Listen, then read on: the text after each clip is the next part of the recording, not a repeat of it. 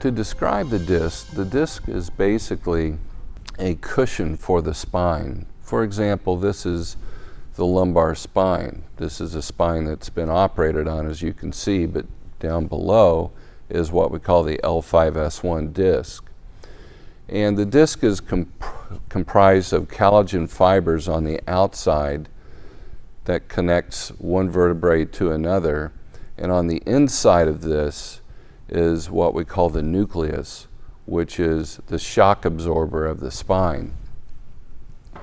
And when the collagen fibers on the outside of the disc separate and open up, whether it's due to trauma or degenerative disc disease, the inside nucleus goes through and is herniated through these fibers that have opened up. And this sometimes causes pressure on the nerves of the spine, and those nerves can become irritated, can cause extremity pain.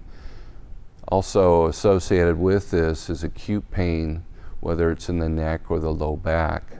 It can lead to chronic pain if it's not treated properly.